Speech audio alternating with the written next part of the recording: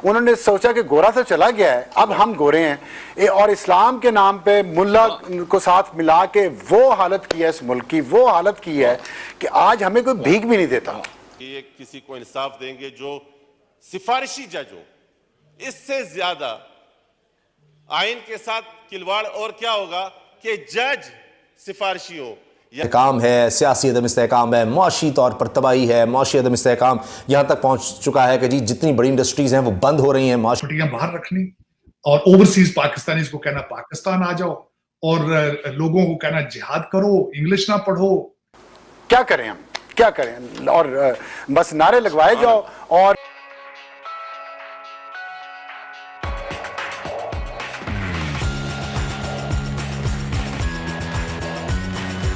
वो मुझे एक दोस्त हैं, मैं उनसे एग्री नहीं किया करता था, लेकिन अब मेरा दिल करता है मैं उनसे एग्री कर लूं। वो कहते थे कि हम मुगलों के हाथियों के सामने भंगड़े डाला करते थे और अब आके लैंड क्रूजरों के सामने भंगड़े डालते हैं।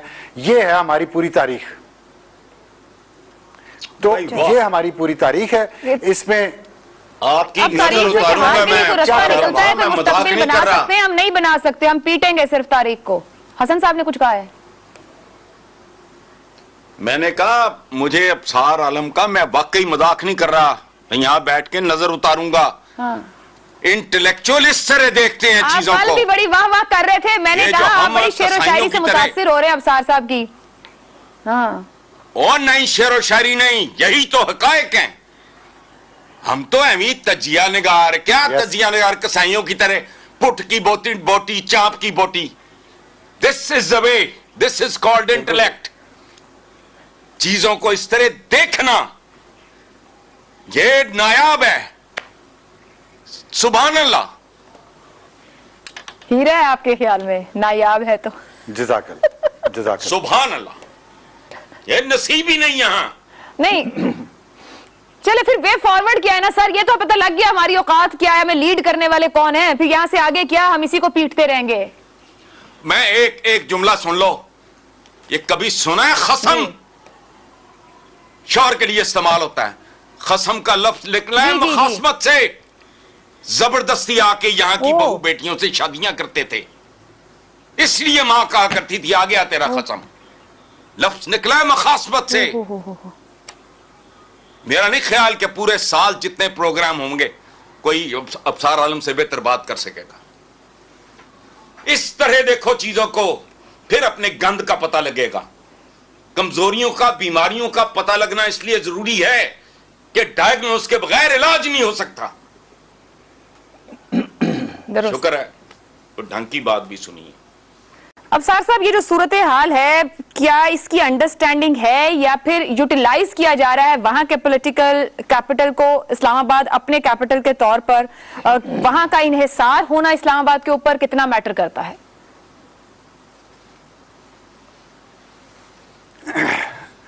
देखिए आयशा, मैं समझता हूँ कि पंजाबी हूँ खुद भी, जाहिर है आप भी पंजाबी हैं। पंजाबी एलीट का प्रॉब्लम है इस मुल्क में, हमने इस मुल्क को तबाह कर दिया है। पंजाबी जज देख लें, पंजाबी जर्नल देख लें, पंजाबी इंटेलेक्चुअल देख लें, पंजाबी मीडिया पर्सन देख लें, पंजाबी ब्यूरोक्रेट्स देख लें और पंजाबी सियासतदान देख लें। दूसरे सूबों के, छोटे सूबों के लोगों को इंसान नहीं समझते, उनके हकूक़ को अपने बराबर नहीं समझते। तो इस्लामाबाद भी एक्सटेंशन है ना पंजाब की। इस्लामाबाद ने हमेशा कश्मीर को ऐसे ट्रीट किया है, गिलगित बल्तिस्तान को ऐसे ट्रीट किया है, बलूचिस्तान को ऐसे ट्रीट किया है, महाजरों को, सिंधियों को, पख्तूनों को ऐसे ट्रीट किया, और इस पर पंजाबी आम का कोई कसूर नहीं है।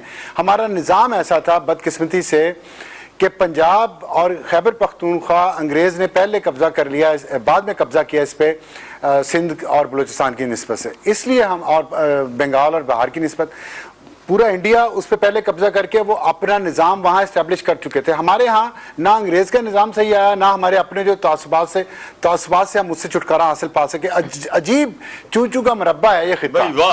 और हमारे जो आज़ादी के बाद जो हमारे हुक्मरान आए हैं, उन्होंने इसमें, बहुत शुक्रिया हसन निसार साहब, उसमें उन्होंने मसाला मजीद डाला, वो अपने आप को गोरा समझना शुरू हो गए।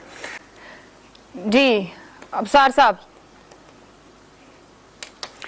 कमजोरियां बीमारियां तो पता चल गई सर, कोई इलाज भी बता देंगे बढ़ने से पहले आगे। इलाज या क्या पहले मुनाफिक इनको आम करें और हम अपने आप को अवामुन नास में इन बातों का शऊर पैदा करें। हम जिंदा कौम हैं, ठीक है, मुर्दे उठ के पगड़े डालते हैं, हम जिंदा कौम हैं। है? दूध खालिस नहीं मिलता जिस मुल्क में, दवा खालिस नहीं मिलती, प्यो दफना के ओदा ठीक है। डेथ सर्टिफिकेट लैंड जाते हैं तो रिश्वत देंदे तबाह है, मकरू तरीन। पहले ये फहम पैदा करो, ठीक है जी, इलाज शुरू हो जाए। चलें जी। अफसार साहब आप कुछ कहना चाह रहे हैं? नहीं, मैंने बात कर ली है। लगता है अपना मैं आपने पूछा था कि सॉल्यूशन नजर क्या होगा, लगवाएंगे, कि मुनाफा इतना बुलवा के ना और आइन और ठीक है, आइन और कानून के सामने जवाब दे चलेंगे। सकें, अवाम के हकूक दें उनको, तो ठीक हो जाएगा। ये दूध वाली बात की है हसन निसार साहब ने। आप सोचें कि आप अभी इकोनॉमी का जिक्र कर रही थी ना कि चाइना की नंबर 1 हो गई है और इंडिया की नंबर 3 पे आ गई है। हम आबादी के लिहाज से दुनिया में 5वां बड़ा मुल्क है इस वक्त, और 2050 में हम 3रा बड़ा मुल्क हो जाएंगे। हम इधर से तरक्की कर रहे हैं, आबादी में हम इजाफा करने की तरक्की कर रहे हैं, मुआशी तरक्की का हमें कोई एहसास नहीं है, ना ख्याल है। तबाही है, मुल्क पीछे से पीछे जा रहा है। सऊदी अरब ने अगरचे $2 अरब का ऐलान कर दिया है, यूएई ने $1 अरब का ऐलान कर दिया है। यूएई और सऊदी अरब आपस में करीब हैं, लेकिन फिर भी IMF अभी तक नहीं मान रहा, इतने बुरे हालात हैं। और एक और चीज़ बड़ी अहम है, आपको याद होगा राना सनाउल्लाह वज़ीर दाखिला कह चुके हैं कि जी अगर इमरान खान बाज ना आए तो अक्टूबर में भी इलेक्शंस नहीं होंगे। और ये बात इमरान खान भी कहते रहे हैं कि इन्होंने अक्टूबर में भी इलेक्शंस नहीं करवाने। फजलुर रहमान साहब भी बात कर चुके हैं कि जी इमरजेंसी की भी प्रोविजन है आइन के अंदर, और इमरान खान भी इस खदशे का इजहार कर चुके हैं। और इसीलिए उन्होंने असम्बलियाँ तहलील की थी कि जी इन्होंने तो अक्टूबर में भी इलेक्शन नहीं करवाने, और ये कम अज़ कम 1 साल तक, कम अज़ कम 1 साल तक इलेक्शन डिले करना चाहते हैं। और ये चहमगोइयाँ होती रही हैं। अरबी पढ़ो आप, ये हैं जो पठान भाइयों के नाम रख लिए, उनको कहते हैं तुम्हारे ननिहाल हैं ये। वो उन्होंने तो भी माजरत कर ली थी, उन्होंने सूरी मजाइल का नाम रखा था, उन्होंने कहा भाई नाम चेंज करो, अपना कोई नाम लोकल ढूंढो। ये सूरी भाई तो अफगानी थे, तो ये, लेकिन इसका मैं अब क्या कहूं कि अब जो वॉल स्ट्रीट जर्नल ने जो आर्टिकल लिखा है, दर हकीकत वो एक वार्निंग है। वो वार्निंग वॉशिंगटन डीसी के लिए है, जिसका आर्टिकल ने आपने नाम लिया। और मैं ये बताना चाहूंगा कि वॉल स्ट्रीट जर्नल एक ऐसा न्यूज़पेपर है अमेरिका में जिसको अमेरिकन पढ़ते हैं। मैं इतला ये देना चाहता हूं, ये जो आपके जो 25 करोड़ लोग आंखों पे पट्टियां बांध के फिर रहे हैं, कान नाक बंद करके, इनको मैं बताना चाहता हूं कि उस लेटर को मैंने बड़ी डिटेल से एक उसका लफ्ज को डाइजेस्ट करने की कोशिश की है। वो वार्निंग है वॉशिंगटन डीसी के लिए। उन्होंने कहा है भाई तुम्हारी तबाही लिखी जा चुकी है। वो कैसे, मैं बताना चाहूंगा। उन्होंने कहा कि जिस इमरान खान की पॉपुलैरिटी, वी रिकॉग्नाइज कि इसकी पॉपुलैरिटी 61% है। तबाही किस तरह है कि जिस लीडर की 61% पॉपुलैरिटी है वो रेकलेस है, उसका बिहेवियर रेकलेस है, लिखा है उसने वाशिंगटन। उन्होंने कहा इम्प्रैक्टिकल आइडियाज हैं इसके। इम्प्रैक्टिकल आइडियाज इस तरह है, मैं बताना ये चाहूंगा कि पहले कहता था भाई मुर्गियां अंडे देंगी, मुर्गियां रख लो, फिर कहता था कट्टे रख लो। अब कहता है कि मैं बाहर से ओवरसीज पाकिस्तानी को ले आऊंगा, वो बच्चे देंगे, वो उससे मुल्क तरक्की कर जाएंगे। इम्प्रैक्टिकल। दूसरा, उन्होंने कहा रेडिकल इस्लाम का प्रचार कर रहा है। रेडिकल इस्लाम का उन्होंने डिफाइन किया है कि ही तालिबान खान। ये तालिबान का पेशावर में ऑफिस बनाना चाहता थे भाई, बिल्कुल। ये कहता था उनको लाके आबाद करें यहां पे। फिर उसामा बिन लादेन को, यही वो शख्स था जिसने कहा था वो शहीद है हमारे।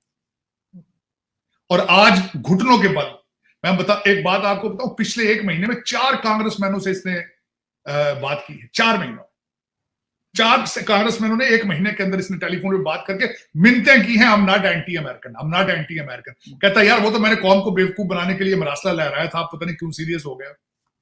आप तो